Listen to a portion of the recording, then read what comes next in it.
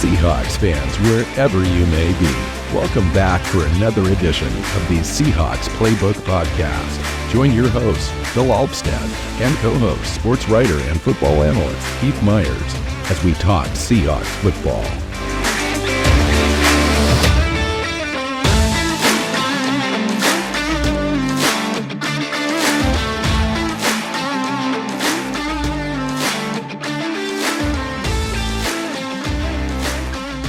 Hey, Seahawks fans, welcome back to another episode of the Seahawks Playbook podcast. I'm your host, Bill Alvstad, sitting down with co-host Keith Myers, here to talk Seahawks football. We are going to rank the top 10 off-season additions to the roster in 2023. Those include draft picks as well as free agency. And it should be a fun show. Right before we push record, you said this will be an interesting conversation. I think there's a lot of room for differences here, and looking forward to the debate. Welcome in. Yeah, I think this will be. I think this could be fascinating on how we view people and how we think they're going to impact the roster.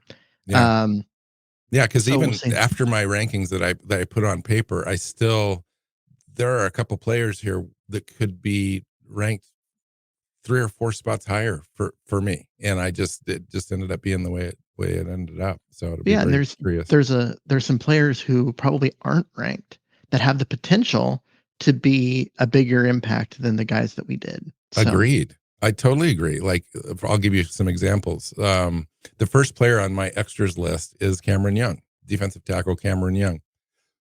Just missed my list, and the only reason that he did is that I was just trying to gauge impact. And the previous show that we talked about statistics, I was saying Cameron Young could have a very good season in the middle of this defense and still not impact like overall the team's ability to stop the run. Now, yes, he is individually is going to maybe potentially have a really good solid season, but he might not impact the roster. Devin Bush, Jerron Reed, Mike Morris, Kenny McIntosh, Jarek Reed were my other players that I considered for this list. All good offseason additions. Someone like Jerron Reed could have a larger impact than I'm giving him credit for. But I thought overall these guys just missed. How about you? Do you have anybody at all that you were considering that didn't make it? Evan Brown is the one. Interesting. He's my number 10. He's my number 10. And the guys that you mentioned, I have Cameron Young on the list. I didn't really consider, 6th and 7th round draft picks and guys like that. Yeah, they're not.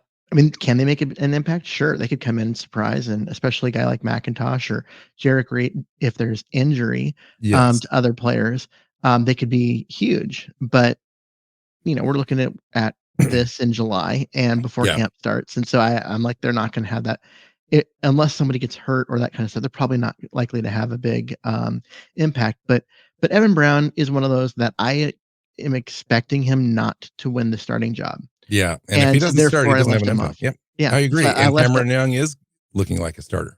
Yeah, so I left him off entirely just because of that. Well, I put him on at number 10 only because even if he doesn't have the starter role, I think he's going to have an impact. You got guys like Phil Haynes over at right guard that are susceptible to injury. Maybe Anthony Bradford is not quite ready, and they feel more confident in Evan Brown being able to do that job week in, week out, and they put him over there first.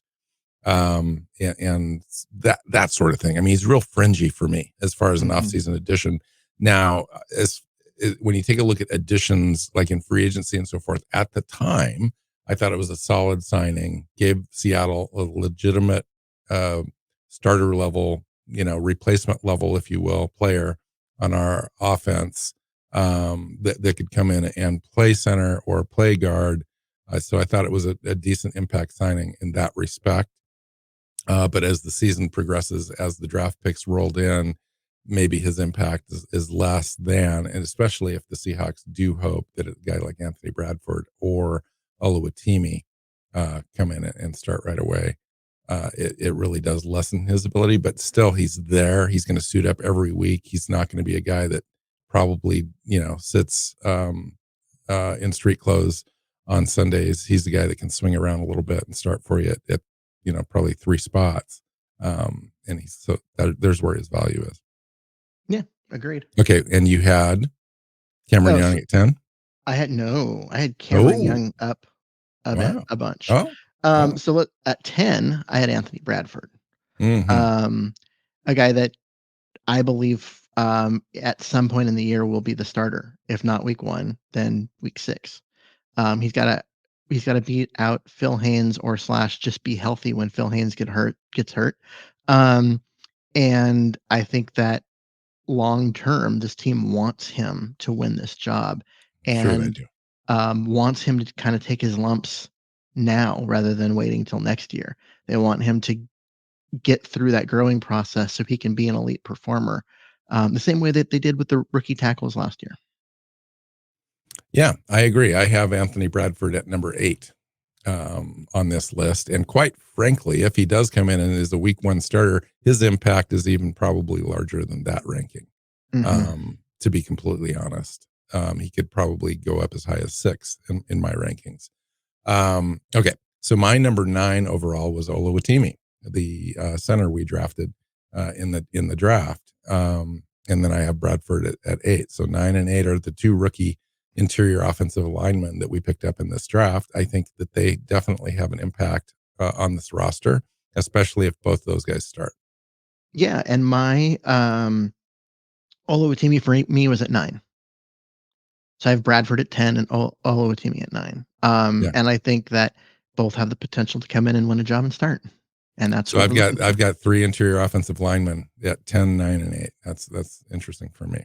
Okay, so who do you have at 7? Charbonnet, which I know you have way higher.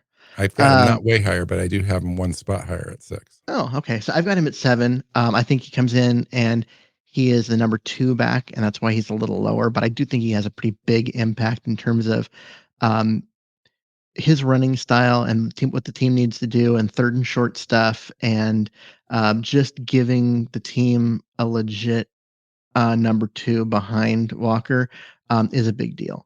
And so that's why I've got him where I've got him. I had Charbonnet at 6, and the reason I had him slightly higher, and could end up being even higher, depending. I mean, if he has that season that I predicted, the 700 yards, 125, 135 snaps or attempts, and then 200 yards plus out of the backfield and receptions. That's a huge impact on a player on your offense. And so I think his is a little outsized, given where he could have an impact and touch the ball a lot in this offense, which could end up being a leading type offense. So he's definitely on this list for sure. At 7 for me, I had a player that I believe the team feels is a is higher on their list than would be on our list, and that's the edge pick in the second round, Derek Hall. Um, I think that he's going to have an impact. We talked about in our last show when we talked about statistics, we talked about stopping the run and how that is going to be the weak link on the defense. And he's one of those players that's going to have that ability to be able to positively impact our ability to stop the run. And if he's successful, he could end up having 35-40% of the snaps on first and second down for this team. Oddly, he's not on my list, and he should have been in my others receiving votes or whatever you want to call it list, and I forgot to include him there. But because I look and I see a very crowded room. You got Daryl Taylor, Nuwasu, Boye Mafe above him on the depth chart, and he's going to have to earn snaps. And Mafe already proved that he was pretty decent at defending the run. And Daryl Taylor led the team in sacks last year, tied with Nuwasu, both at 9.5, and did that in half a season. Um, so yeah, it's a road for him to get on the field other than special teams, and so that's why I didn't include him. But he has potential to be a really good player, and the team loves him. So we'll see. All right. So this is the meat and potatoes of the show. Even though we're about 9 minutes in, this is where we're going to spend the most time talking about these players, because I do believe that this top five is legit as far as being able to impact the roster. And I thought one of my favorite additions, and I would love to put him a little higher, excuse the pun, is the safety, Julian Love. I think that Hmm. he's going to have a very large impact on this roster based on the way that he plays the game. He's very smart. He's scheme diverse. He can get in the slot for you. He can drop back into two high safety looks. He can cover on the outside if needed. He can play like a linebacker close to the line of scrimmage. Um, Very good quality player. I think Seattle's actually lucky to be able to sign him to the deal that they did, Julian Love. No, I think that is a great like spot to put him because it's exactly where I've got him. um, Perfect, Keith. Perfect. uh, so Why? yeah, Why did you um, put him at 5? because I think he's a starter on defense for most of the year. That's says more about what I think about Jamal Adams' impact this year. But I just think his coverage ability, his ability to be diverse, to play the slot and cover, to play the deep safety, to come up into the box and do stuff.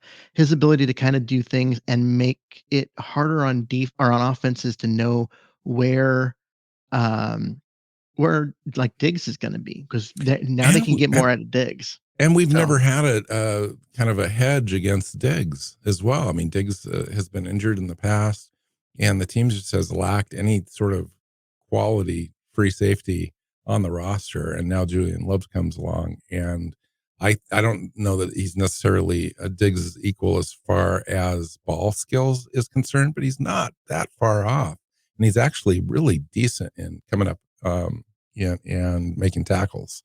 And so I think it's a real nice pairing that this team has lacked at free safety for a number of years, really. I can't even think of the last time we had a really decent second free safety on this roster. Now he's kind of a hybrid guy, but he's more free safety than he's strong safety. Hmm. Agreed. All right. Number 4, Keith.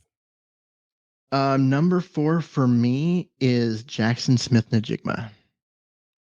I think that coming in, he'll be the number 3 receiver, and he will make an impact in every game. And he will also make an impact in that his presence, just his existence, will make teams have to account for another player out in coverage, which will make life easier for DK and Tyler Lockett. Yeah. Yeah, absolutely. Talk about an impact. I agree. I had him at 3, just slightly higher than you did for those reasons. The impact that he's going to have statistically on this roster.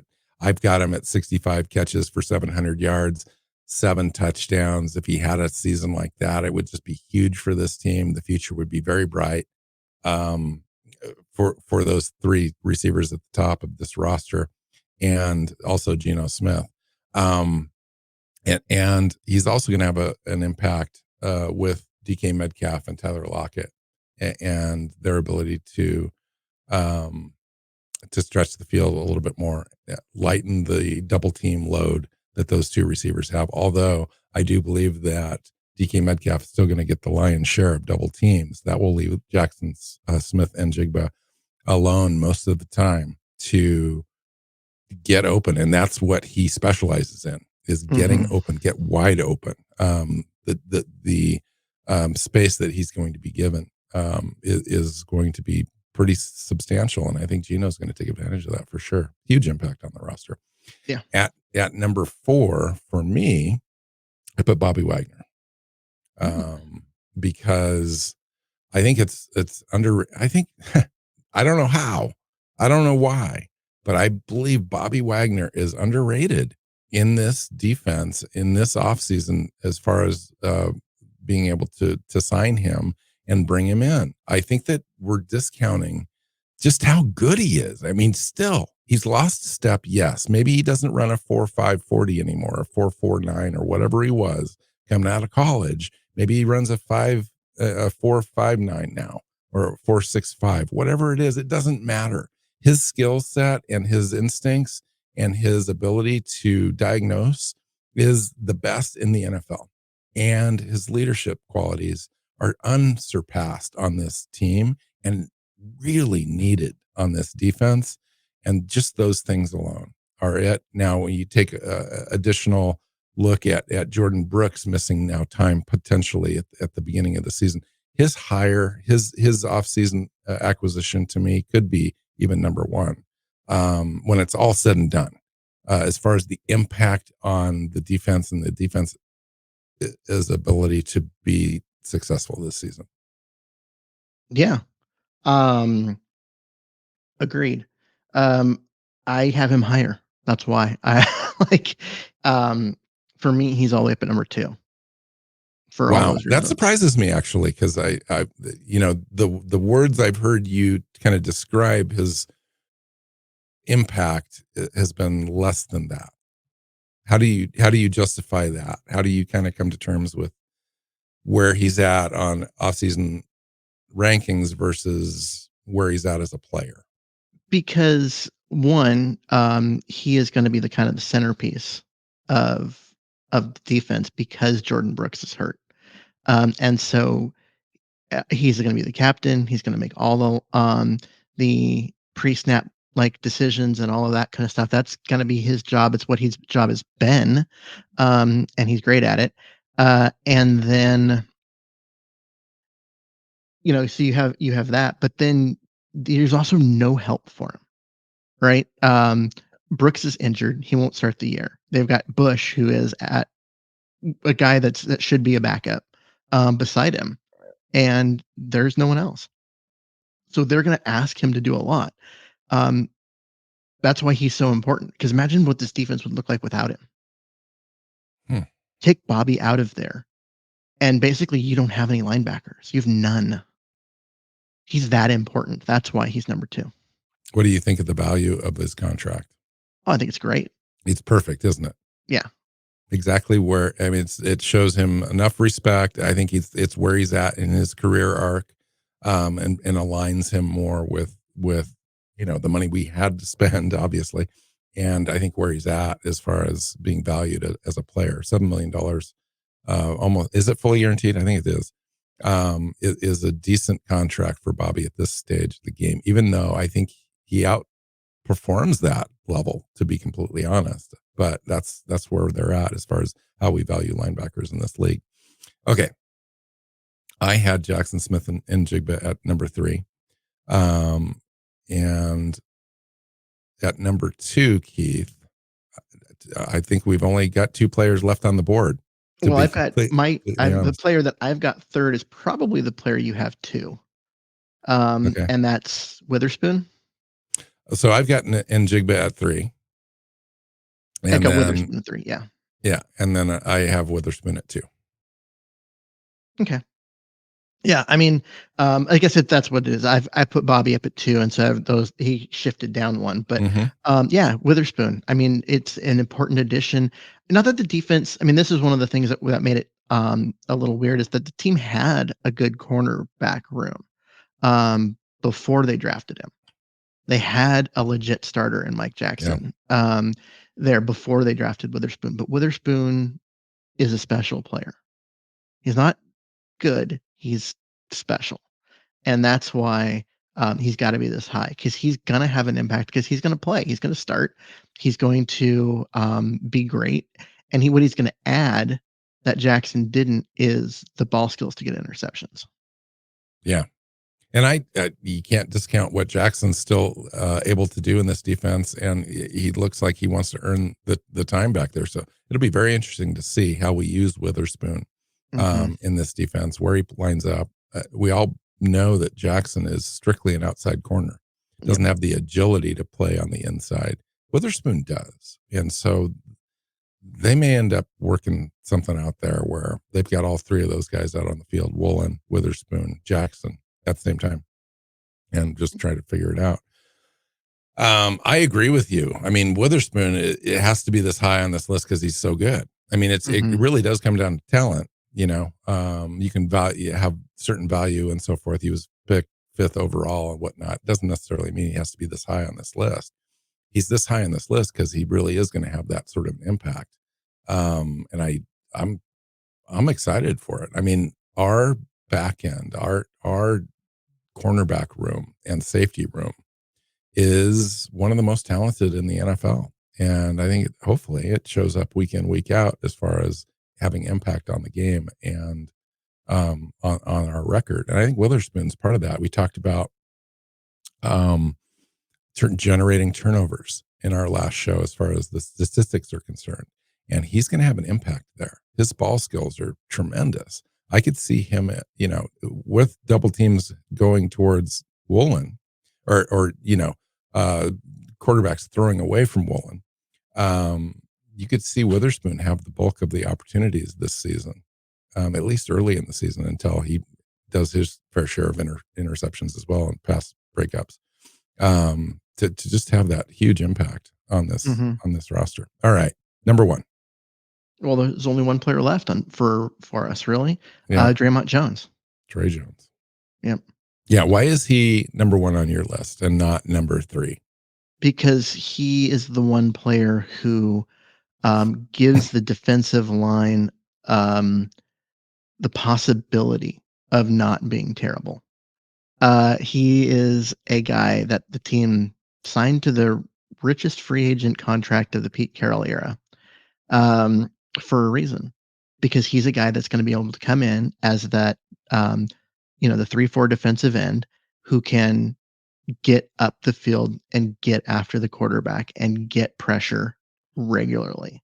Um, I've got him and leading the team in pressures. yeah, and they need him to perform at that level because there just isn't much else. Yeah. I think people just, here's one of those situations where, yeah, off-season edition, okay, we threw money at Draymond Jones, but I really don't think that most people understand just how good of a player Draymond Jones is.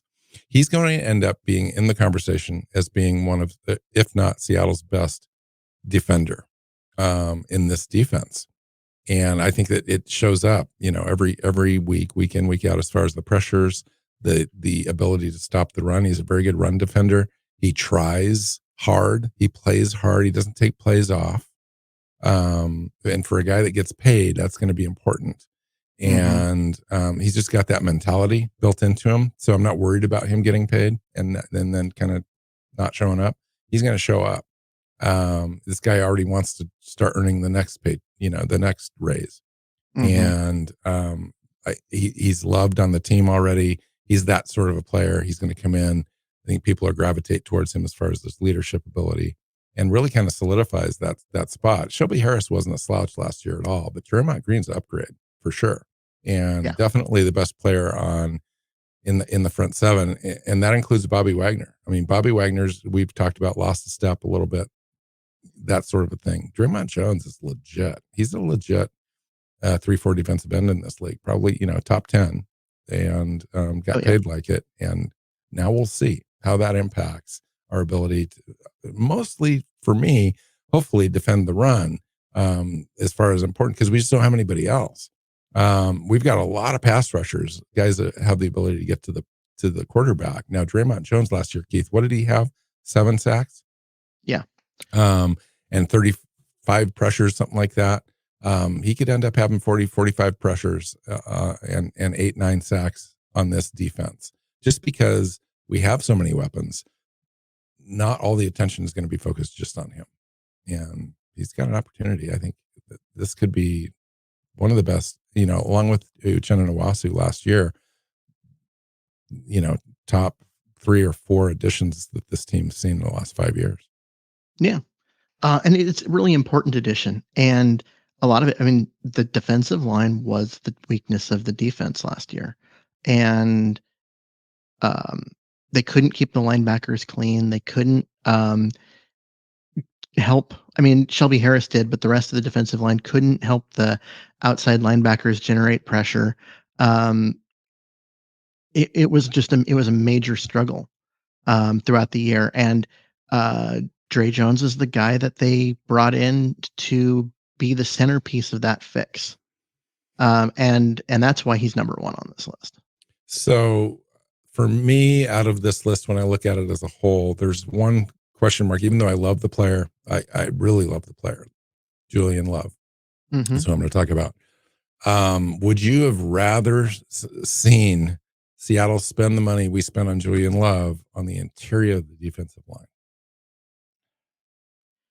I mean, okay, yes, but that also involves keeping Ryan Neal. If they'd kept Ryan Neal and then spent the difference to help them improve the So if we defensive kept line. Al, even if we kept Al Woods spent on Mm-hmm. Ryan Neal, we could have had a little bit more money to even spend, on a second tier safety, possibly. Yeah, I mean, and that's really what I look at is if you keep Ryan Neal as your primary safety backup, and instead of Julian Love, and you um, use the money difference because Neal was a lot cheaper as a Mhm. restricted guy. You can use the difference there to upgrade the interior of the line. I think that will have a bigger impact on the defense this year. Um, Do you disagree then with Schneider's approach overall on roster building? no, not necessarily, because one of the things that they were trying to do with that trade off as far as getting Love and letting Neal go was to get better at tackling. Um, Neal is great in coverage, one of the better strong safeties in terms of coverage ability in the entire NFL, but he missed a lot of tackles. And I think that um, was what they were fixing by making that switch. And it was worth that. I do think that they need more on the defensive line, but I think John Snyder realizes they need more on the defensive line. Um, it's just a matter of they didn't get a chance to get it done this year. They ran out of cap room like really quick. And so then they looked to the draft, and in the draft they got Cameron Young, which they're happy with, but they need another guy. So, so when you take a look at this list as a whole, and you take a look at last year's acquisitions, it seems like we're really heavy on two drafts now, where we're depending on young players that have never played in the NFL before to come in and have a positive impact on this roster in order to have a successful season. Where does that weigh in for you? I think you have to, um, if you're going to be a complete team, because you you need talent at every position. You can't just have a few veterans. The way the salary cap lines up for you, you need different guys. Um, and so I think that you have to have um, you have to have all of the not all of you have to have at least a couple of rookies come in and perform. I think that's just kind of the nature of it. You'd prefer if the team had a better draft hedge on the defensive line. Somebody like Al Woods there. So if they, it would have given them some flexibility in the draft, but it also gives them, if Cameron Young isn't ready week one to be that guy, they have someone that they trust. And I think they needed to get to that point. And they didn't. And so, okay, but we're really looking at a couple places on the roster. Um, and overall, I think that they got Jones, but that was the important one. You got to get your defensive end. And in the 3-4, those the 3-4 defensive ends are the hard position to find. Um, and whereas in a 4-3, it's that dominant defensive tackle up in the middle that you need that you can't that's hard to find, right? And but it's the defensive ends in a 3-4 that are the hard position, and they went and got their guy, and that's the bigger deal to me. So both of our lists are fairly close. If there were one position on your list that you could see having an outsized impact and moving up this list versus maybe another player that may move down because of lack of performance, who would those two players be for you? Um, Bradford and Olowatimi. as far as the guys that can move up? Yeah, because those are guys that are they're 9 and 10 on my list. And if either of them wins the starting job week 1, which I think at least one of them will, and plays to their capabilities, especially Bradford in the running game or Olowatimi as a pass blocker, um,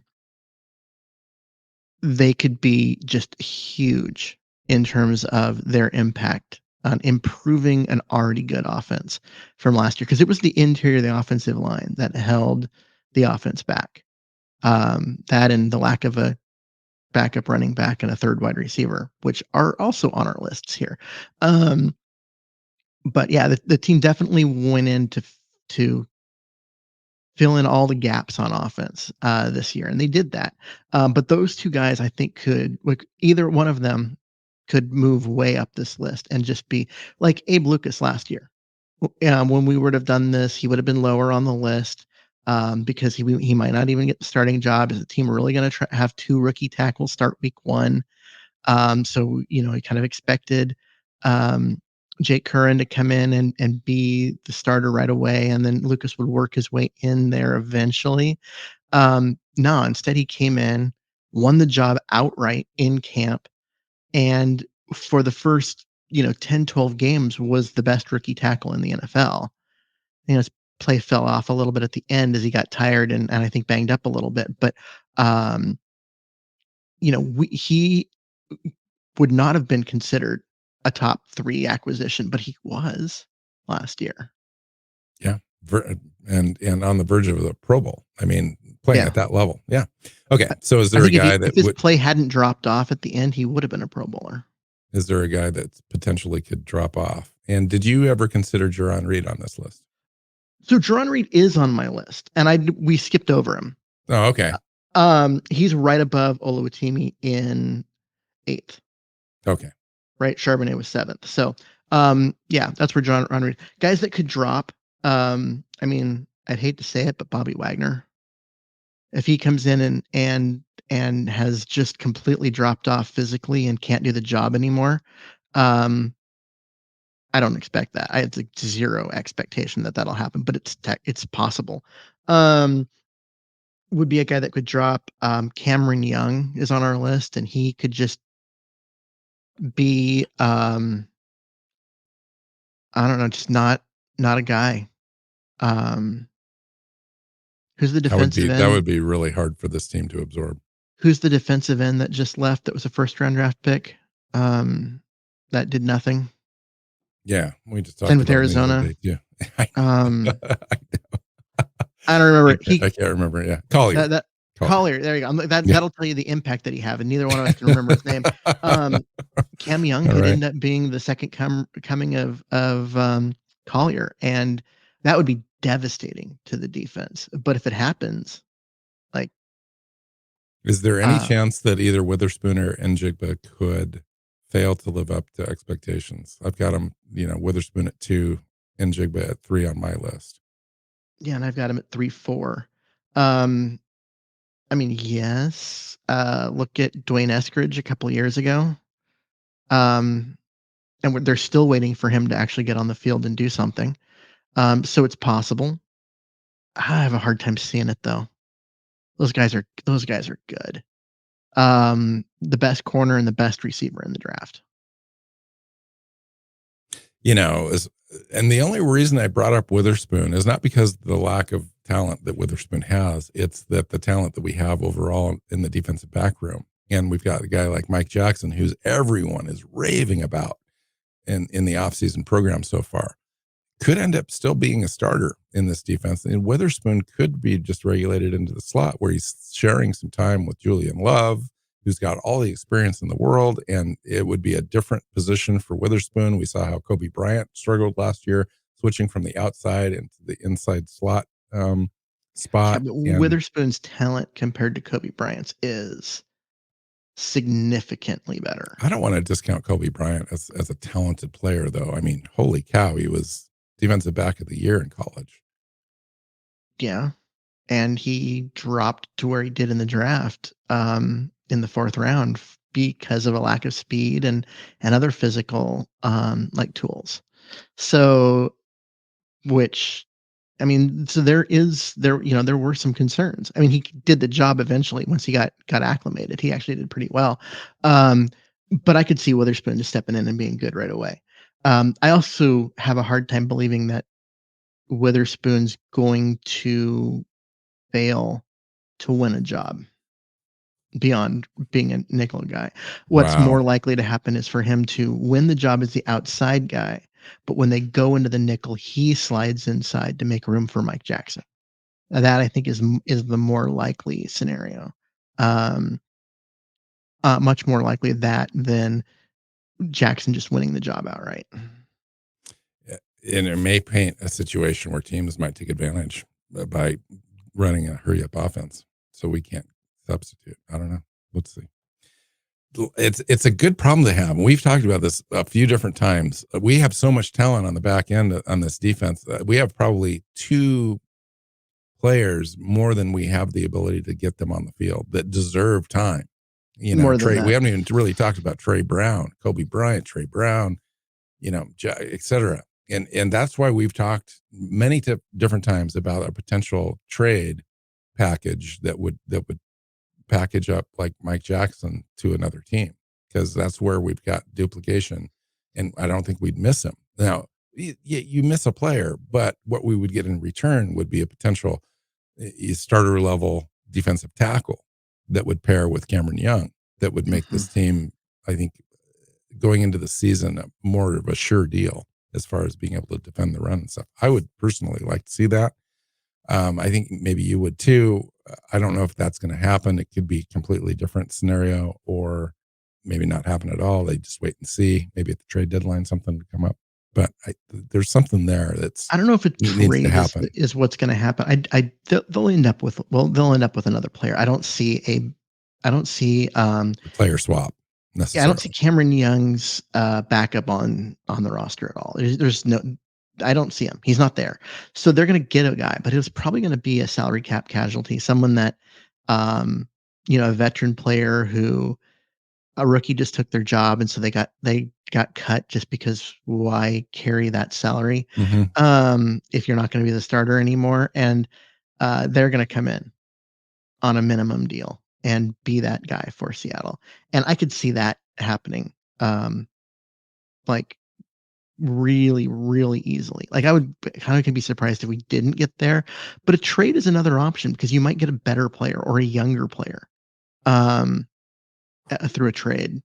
And if they can swing it to get a and even if it's maybe it's 2 trades, right? You trade um Trey Brown for a 5th round pick, and then you send that same 5th round pick or whatever to a team for a line or for a defensive tackle.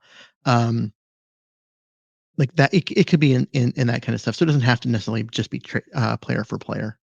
So there was one player that neither of us mentioned at all, which would have been unthinkable just a few years ago. And that would be Mario Edwards Jr., the defensive end that Pete seems to rave about, as far as a guy that's going to play heavy rotation minutes and be in the conversation as a third, fourth defensive end on this team, and a guy that can come in and really defend the run as well as anybody on the roster. What do you think about that? Well, I guess that's what it is. It's just skepticism, at least for me. This is a guy that was a really high draft pick. A lot of expectations, never lived up to him. Never developed pass rush moves, never developed the ability to get to the quarterback. And as from his position and draft status, that's what you want from him. So now he's going to be a rotation guy that doesn't start, comes in and is basically Jerron Reed's backup, and that's it. Yeah. There's value. There is because Reed's going to play at most 60% of the snaps, maybe 65, I guess is probably maximum. So you need someone else to carry those snaps. But I don't know. It just doesn't. it just doesn't, It falls short. It falls yeah, short. it's just not there. But maybe Yeah. he should have been in our to be considered list, perhaps. Even if he felt didn't make the top 10. Yeah. Okay. Cool. I think that's a good show. I mean, it's I think that the off-season additions were really good. I think heavier on the draft class, Hmm. just as the year before was. And I don't think that's necessarily a bad thing. Team wants to play Mm-mm. young, fast, and hungry, Hungry. and Yep. that's kind of what this sort of roster building does. Is I think Oh, and it's well proportioned. they didn't really have a choice given their cap situation. They spent most of their cap space on, retaining their quarterback. And so they had to, And go Trajan. cheap elsewhere. Yeah, And I'm okay with that too. Especially after last year. Last year's draft class showed that um, you can get, if you draft correctly and you really go for talent, not position, best you player available. can um, you can get guys that can make a big impact. They did it a year ago. I have a lot of high hopes for this draft class. It appears to be outstanding, and we'll see when they get on the field. But I really like this draft class, and I think they're going to be a huge part of a core as this team moves forward for the next few years. So we did the first 5 rankings in just under 10 minutes, and we stretched the show out to 40 minutes. Keith, I don't know how we did it, but Well, it's we because did. 10 through 6 through 10 aren't as interesting and don't require as much debate as Good. 1 through 5. So there's just that.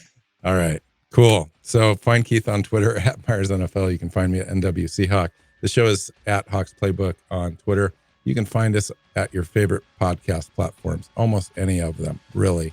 Just go out there and search Seahawks Playbook podcast, add them to your subscribe list. Make sure they're in your feed every week. And then we're on our own YouTube channel as well.